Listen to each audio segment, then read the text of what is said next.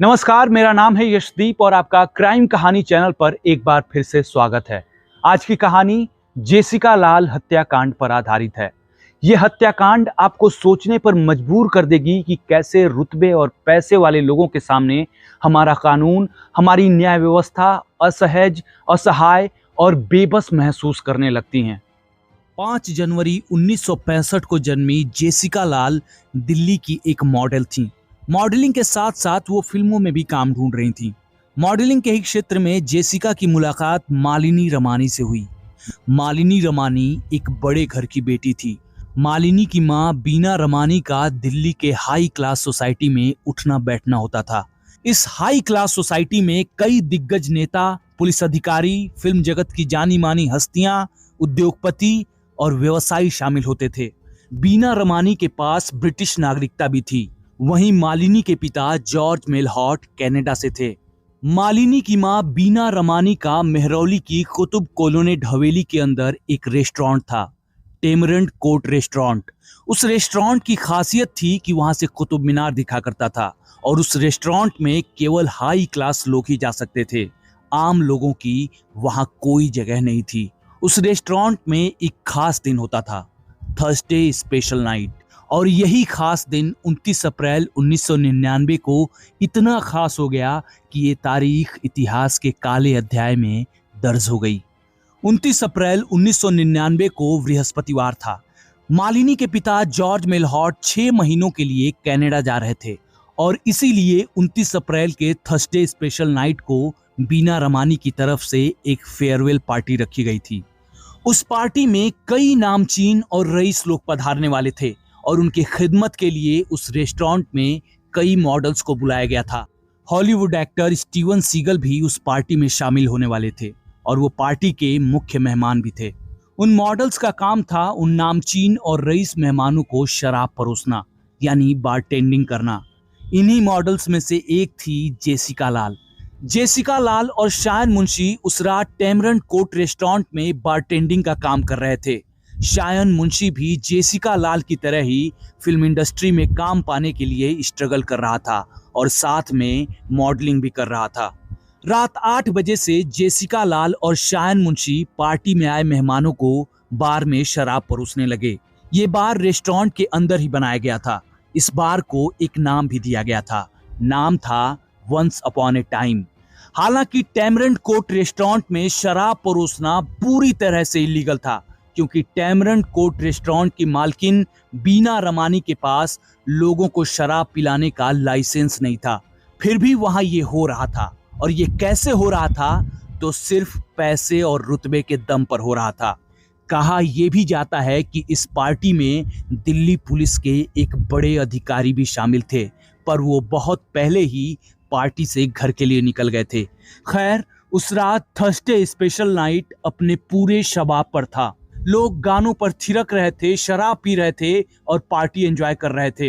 रात के 12:30 हो गए थे और पार्टी अब खत्म ही होने के कगार पर थी कि तभी टेमरेंट कोर्ट रेस्टोरेंट के थर्सडे स्पेशल नाइट में एंट्री हुई 4 नए मेहमानों की। ये चारों साथी आए थे। इनमें से एक था सिद्धार्थ वशिष्ठ उर्फ मनु शर्मा। मनु शर्मा हरियाणा के दिग्गज कांग्रेस नेता विनोद शर्मा का बेटा था। दूसरा था विकास यादव। विकास यादव यूपी के बाहुबली नेता डीपी यादव का बेटा था। तीसरा था अमरदीप सिंह गिल उर्फ टोनी और चौथा था अमरदीप गिल का सहयोगी आलोक खन्ना।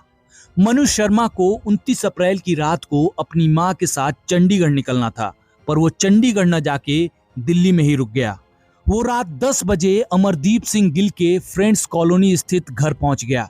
उस घर में अमरदीप सिंह गिल और मनु शर्मा के अलावा विकास यादव और आलोक खन्ना भी थे।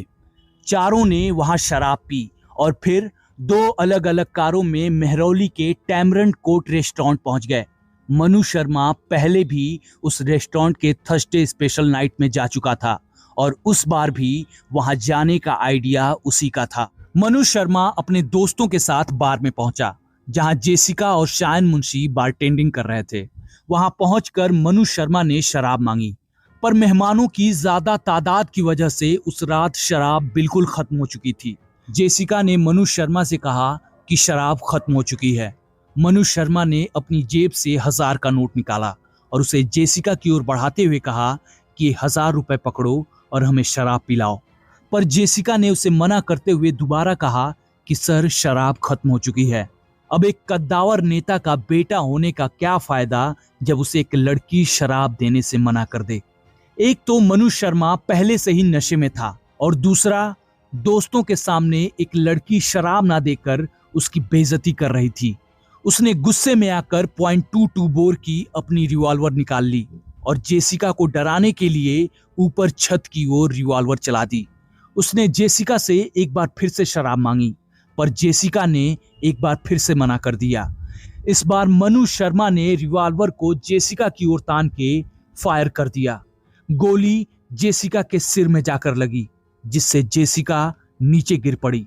उस रात जेसिका लाल के साथ बारटेंडिंग करने वाला मॉडल शायन मुंशी जेसिका की हालत देखकर घबरा गया।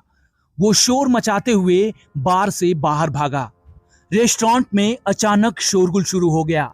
शोरगुल सुनकर पार्टी में मशगूल लोगों को पहले तो ये पता ही नहीं चला कि हुआ क्या है, पर रेस्टोरेंट मालकिन बीना रमानी जब जेसिका के पास पहुंची तो उन्होंने देखा कि जेसिका बेसुध नीचे गिरी पड़ी है और उसके सिर से लगातार खून बह रहा है।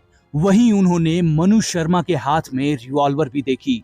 मनु शर्मा परिस्थिति को भांपते हुए अपने तीनों दोस्तों के साथ उस रेस्टोरेंट से बाहर निकल भागा। इधर रेस्टोरेंट में जेसिका के पास लोगों की भीड़ लग गई कि आखिर हुआ क्या है। जेसिका को जल्दी जल्दी नजदीकी हॉस्पिटल ले जाया गया, पर जेसिका की गंभीर हालत देखकर वहां के डॉक्टर ने उन्हें बड़े हॉस्पिटल में ले जाने के लिए बोल दिया। वहां से जेसिका को अपोलो हॉस्पिटल ले जाया ही जा रहा था कि रास्ते में ही जेसिका की मौत हो गई। अपोलो हॉस्पिटल पहुंचने के बाद वहां के डॉक्टर ने भी ये कंफर्म कर दिया कि जेसिका की सांसें बंद हो चुकी हैं। उधर रेस्टोरेंट से निकलकर मनु शर्मा अपने दोस्तों को छोड़ अकेले पैदल ही निकल गया। रास्ते में उसने एक जगह अपनी .22 बोर की रिवॉल्वर को जमीन में गाड़ दिया। कुछ देर बाद मनु शर्मा की अपने तीनों दोस्तों से फोन पर बातचीत हुई और चारों दोस्त एक जगह पर फिर से मिल गए। वहां से चारों दोस्त रात बिताने के लिए विकास यादव के गाजियाबाद वाले बंगले के लिए निकल गए। गाजियाबाद निकलने से पहले मनु शर्मा अपने एक दोस्त अमित झिंगन को उस जगह ले गया था जहां उसने अपनी रिवॉल्वर छुपाई थी। उसने अमित झिंगन से कहा था कि वो इस रिवॉल्वर को नष्ट कर दे ताकि रिवॉल्वर किसी के हाथ सबूत के तौर पे ना लग जाए। गाजियाबाद में रात बिताने के बाद मनु शर्मा, विकास यादव, अमरदीप सिंह गिल और आलोक खन्ना वहां से निकल गए और मामला शांत होने के इंतजार में किसी जगह जाकर छुप गए। इधर दिल्ली के टैमरन कोर्ट रेस्टोरेंट के हाई क्लास लोगों की पार्टी में एक मशहूर मॉडल के कत्ल की बात लोगों के बीच जोरों शोरों से फैली। पुलिस ने जेसिका लाल केस को अपने हाथों में ले लिया और दोषियों के खोज में लग गई। पुलिस 4 मई को अमरदीप सिंह गिल उर्फ टोनी को गिरफ्तार करने में कामयाब हो गई और फिर 6 मई को मनु शर्मा ने भी चंडीगढ़ की एक अदालत के सामने सरेंडर कर दिया। 8 मई को पति पत्नी जॉर्ज मेलहॉट और बीना रमानी और उनकी बेटी मालिनी रमानी को भी गिरफ्तार कर लिया गया। पुलिस ने उन तीनों पर टैमरन कोर्ट रेस्टोरेंट में अवैध बार चलाने का आरोप लगाया। बीना रमानी ने अपनी सफाई में पुलिस को बताया कि 29 अप्रैल की रात टैमरन कोर्ट रेस्टोरेंट में जो पार्टी हुई थी वो एक प्राइवेट पार्टी थी, जबकि सही मायने में ऐसा था ही नहीं। बीना रमानी के रेस्टोरेंट में कोई भी जा सकता था, बशर्ते कि वो बेहद रसूख वाला इंसान होना चाहिए था। उस रेस्टोरेंट में अगर किसी को शराब पीनी होती थी तो उसके लिए उसे रेस्टोरेंट से एक गुप्त कूपन भी खरीदना पड़ता था। हत्या वाली रात मनु शर्मा और उसके दोस्तों ने भी वो गुप्त कूपन खरीदे थे। बीना रमानी के ऊपर सबूतों को नष्ट करने के भी आरोप लगे। कहा गया कि उन्होंने बार से जेसिका लाल के खून साफ करवा दिए थे। बीना रमानी के पास ब्रिटिश नागरिकता, मालिनी रमानी के पास अमेरिकी नागरिकता और जॉर्ज मेलहॉट के कनेडियन नागरिक होने के कारण तीनों को अदालत से जल्दी ही जमानत भी मिल गई, पर तीनों के पासपोर्ट जब्त कर लिए गए। पुलिस ने उस अमित झिंगन को भी वसंत कुंज से गिरफ्तार कर लिया जिसने मनु शर्मा की रिवॉल्वर को नष्ट किया था। 19 मई को विकास यादव ने भी दिल्ली पुलिस के मुख्यालय जाकर सरेंडर कर दिया, पर अपने सरेंडर से पहले ही विकास यादव ने बड़ी होशियारी से मिजोरम जाकर वहां की अदालत से अग्रिम जमानत ले ली थी। उन अग्रिम जमानत के कागजात की वजह से पुलिस को मजबूरीवश विकास यादव को कुछ ही घंटों बाद छोड़ना पड़ गया। पर 30 मई को पुलिस ने विकास यादव को दोबारा गिरफ्तार कर लिया। इसी बीच आलोक खन्ना भी पुलिस के हत्थे चढ़ गया था। जिन्होंने दोषियों को छुपाने, भगाने और रहने की जगह दी थी, उन लोगों की भी गिरफ्तारियां हुई और उनके खिलाफ अदालत में मुकदमे भी चले। इनमें से एक नाम था क्रिकेटर युवराज सिंह के पिता योगराज सिंह का।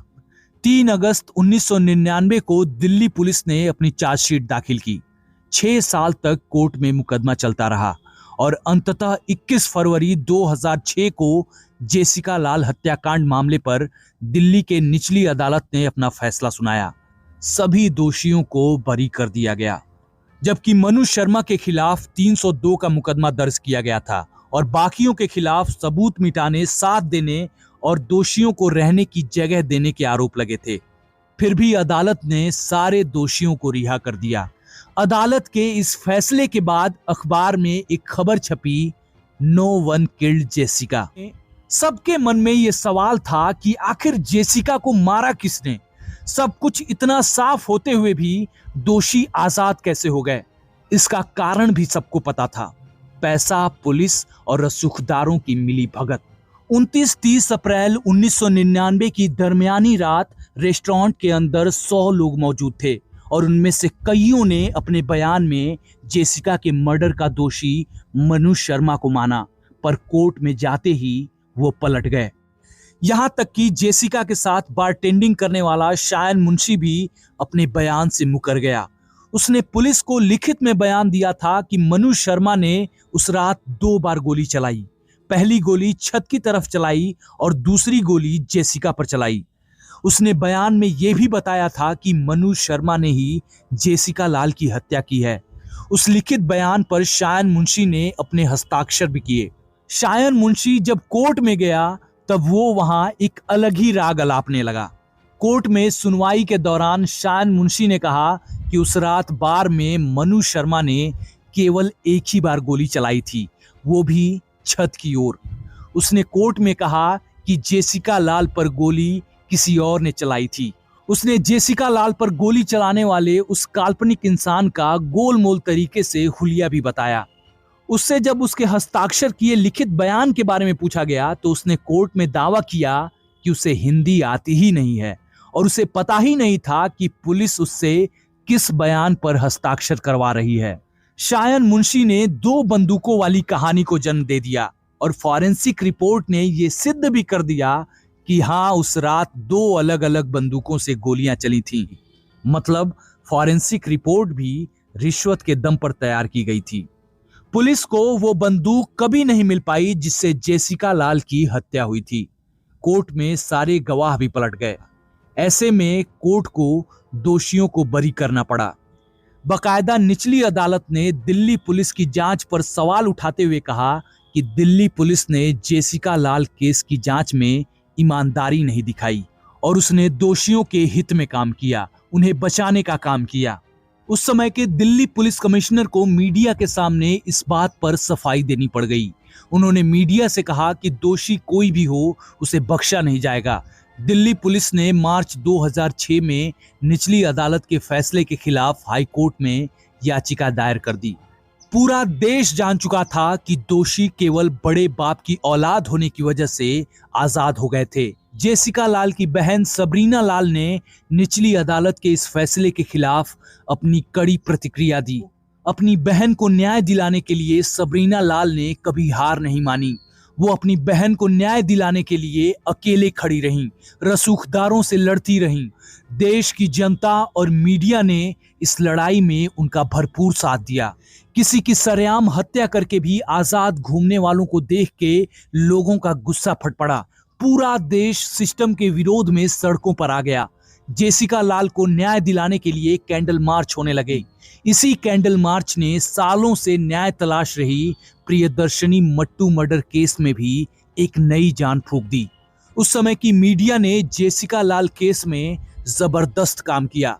तहलका मैगजीन ने कई स्टिंग ऑपरेशन किए। इस स्टिंग ऑपरेशन में तहलका के एक पत्रकार अपने विदेशी महिला सहयोगी के साथ जुहू के एक होटल में शायन मुंशी से मिलने पहुंचे। तहलका के पत्रकार ने अपनी सहयोगी विदेशी महिला को शायन मुंशी से मिलवाया और उससे बताया कि विदेशी महिला ब्रिटिश फिल्म निर्माता हैं और वो एक इंडो ब्रिटिश फिल्म बनाना चाहती हैं। शायन मुंशी ने सोचा कि ये उसके लिए एक सुनहरा मौका है। वो उस काम को पाने के लिए उत्साहित हो गया। पत्रकार ने कहा कि ये फिल्म तो हिंदी में है और आपको तो हिंदी आती नहीं है, फिर आप कैसे करेंगे ये फिल्म। फिर तो शायन मुंशी ने वहां धारा प्रवाह हिंदी बोल डाली, कई हिंदी डायलॉग्स बोल डाले, जबकि उसने कोर्ट में कहा था कि उसे हिंदी आती ही नहीं है। शायन मुंशी की ये काबिलियत कैमरे में रिकॉर्ड हो गई। साल 2006 में एक और स्टिंग ऑपरेशन सामने आया, जिसमें ये बताया गया था कि कैसे रिश्वत देकर गवाहों पर झूठे बयान देने के लिए मजबूर किया गया। रिश्वत खिलाने के मामले में मनु शर्मा के पिता विनोद शर्मा का नाम मुख्य रूप से सामने आया। मनु शर्मा की एक रिकॉर्डिंग भी सामने आई, जिसमें पुलिस के सामने उसने जेसिका लाल को गोली मारने वाली बात कबूली थी। इन सारे खुलासों से विनोद शर्मा को हरियाणा मंत्रिमंडल से इस्तीफा देना पड़ गया। इधर पब्लिक प्रेशर की वजह से हाई कोर्ट लगातार 25 दिनों तक जेसिका लाल केस की सुनवाई करती रही। आखिरकार 20 दिसंबर साल 2006 को हाई कोर्ट ने अपना फैसला सुनाते हुए मनु शर्मा को आजीवन कारावास की सजा सुनाई। विकास यादव, अमरदीप गिल और अन्य आरोपियों को 4-4 साल सश्रम कारावास की सजा सुनाई गई। हाई कोर्ट ने निचली अदालत के दिए फैसले की निंदा भी की। मनु शर्मा तिहाड़ जेल चला गया। हाई कोर्ट के फैसले के बाद मनु शर्मा सुप्रीम कोर्ट पहुंचा, पर साल 2010 में सुप्रीम कोर्ट ने भी हाई कोर्ट के आजीवन कारावास वाले फैसले को बरकरार रखा। मनु शर्मा का दोस्त और बाहुबली नेता डीपी यादव का बेटा विकास यादव को जेसिका लाल केस में 4 साल कारावास की सजा मिली थी। वो इस केस में जमानत लेकर जेल से बाहर आ गया था। जेल से बाहर आने के दौरान उसने देश को एक और चर्चित हत्याकांड दे दिया।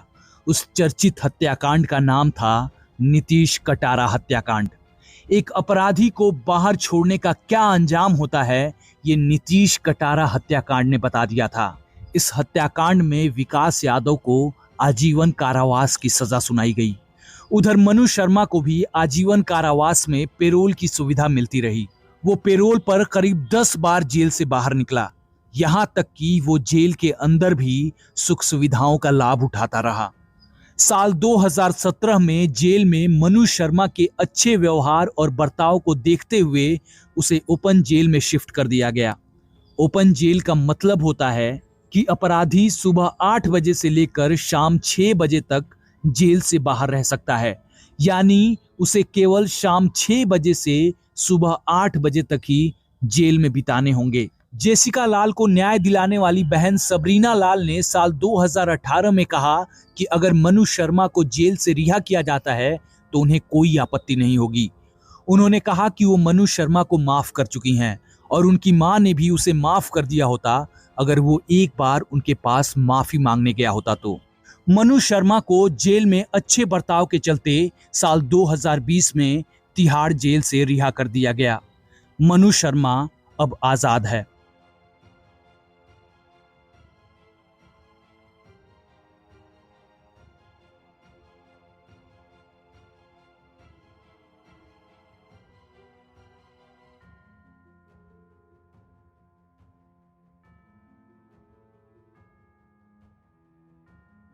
अगर आप नीतीश कटारा हत्याकांड की कहानी सुनना चाहते हैं तो हमें कमेंट करके जरूर बताएं। तो यही आज की कहानी थी। अगले वीडियो में एक नई कहानी के साथ जल्दी ही हमारी मुलाकात होगी। तब तक के लिए मुझे आज्ञा दें। मैं हूं यशदीप और आप क्राइम कहानी चैनल देख रहे थे। जय हिंद।